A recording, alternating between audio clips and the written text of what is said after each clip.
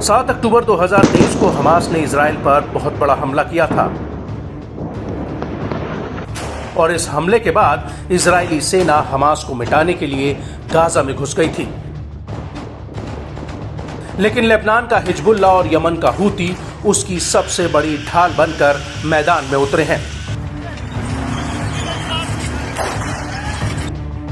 Houthi तो लाल सागर में लगातार इजरायली जहाजों और अमेरिकी युद्धपोतों पर हमले कर रहा है।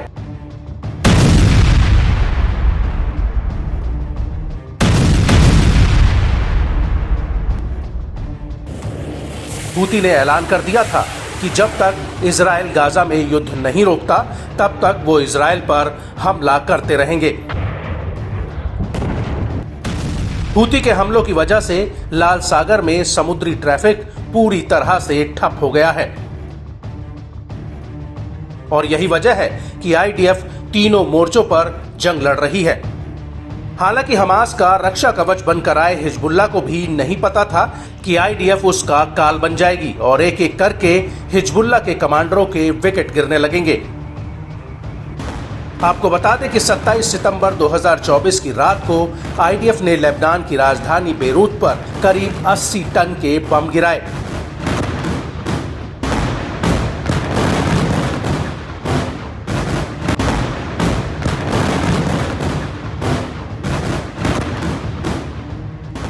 जिसमें हिजबुल्ला के प्रमुख हसन नसरल्लाह और कई बड़े कमांडरों की मौत हो गई। नसरल्लाह की मौत से पूरे लेबनान में बदहवासी फैली हुई है और हिजबुल्ला के लड़ाके घायल शेर की तरह पीएम नेतन्याहू के खून के प्यासे बन गए हैं।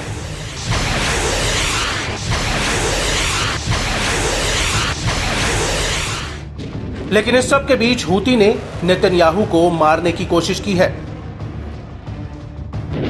दरअसल हूती ने इजराइल के बेन गुरियोन एयरपोर्ट पर फिलिस्तीन 2 बैलिस्टिक मिसाइल दागी और ये मिसाइल ऐसे वक्त पर फायर की गई जब नेतन्याहू अमेरिका से यूएन को संबोधित करके वापस लौटे थे।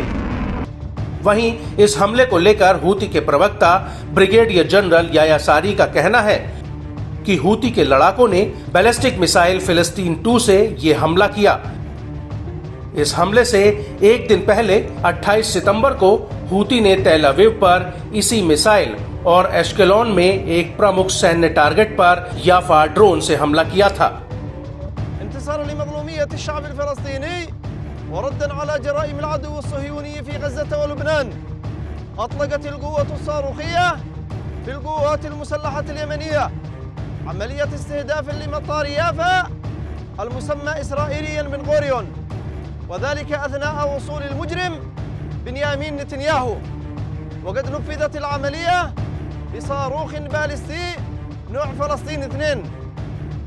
إن القوات المسلحة اليمنية ومعها كل شرفاء وأحرار الأمة مستمرة في الرد على جرائم العدو الإسرائيلي، ولن تتردد في رفع مستوى التصعيد استجابة لمتطلبات المرحلة ومشاركة في الدفاع عن غزة وعن لبنان. وإن هذه العمليات لن تتوقف إلا بعد وقف العدوان على غزة وكذلك على लुबनान। हूती का कहना है कि वो गाजा और लेबनान की सुरक्षा में इजरायली अपराधों का जवाब देता रहेगा। हूती का ये भी कहना है कि इजराइल जब तक उसकी मांगे नहीं मानता तब तक वो युद्ध का दायरा बढ़ाने से हिचकेगा नहीं। हूती ने खुले तौर पर यह भी कहा है कि आईडीएफ जब तक गाजा और लेबनान पर हमले बंद नहीं करती तब तक वो इजराइल पर हमला करता रहेगा। इंतसार लिमज़लूमियत الشعب الفلسطيني وردا على جرائم العدو الصهيوني في غزة ولبنان أطلقت القوات الصاروخية في القوات المسلحة اليمنية عملية استهداف لمطار يافا المسمى إسرائيليا بن غوريون، وذلك أثناء وصول المجرم بنيامين نتنياهو، وقد نفذت العملية بصاروخ باليستي نوع فلسطين 2.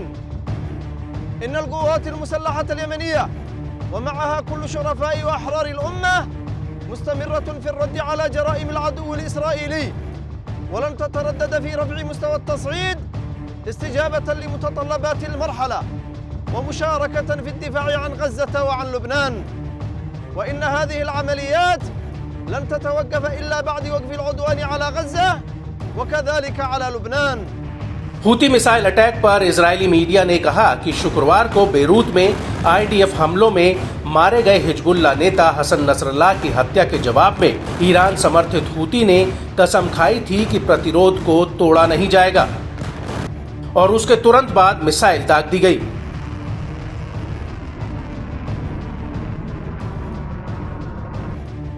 आईडीएफ ने अपने एक बयान में कहा कि शनिवार शाम यमन से मध्य इजराइल में लॉन्च की गई सतह से सतह पर वार करने वाली बैलिस्टिक मिसाइल को हवाई सुरक्षा बलों ने देश की सीमाओं से बाहर ही मार गिराया।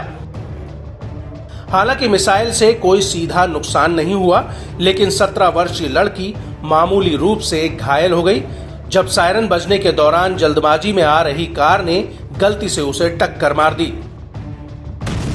आपको बता दें कि नसरल्लाह की हत्या के बाद भी इजराइल ने लेबनान पर हमले बंद नहीं किए हैं, बल्कि 28 सितंबर 2024 की रात को भी आईडीएफ ने बेरूत के दक्षिण उपनगरीय इलाके में कई हवाई हमले किए हैं। वहीं नसरल्लाह को लेकर आईडीएफ के रेडियो का कहना है कि F-35 लड़ाकू जेट्स ने हिजबुल्लाह को मारने के लिए बंकर रोधी बम दागे थे, जिसमें नसरल्लाह की मृत्यु हुई। वहीं दूसरी तरफ हूती को रोकने के लिए अमेरिका और ब्रिटेन ने यमन में हूती के ठिकानों पर कई हवाई हमले किए हैं, लेकिन उसके बावजूद भी हूती टस से मस नहीं हुआ है।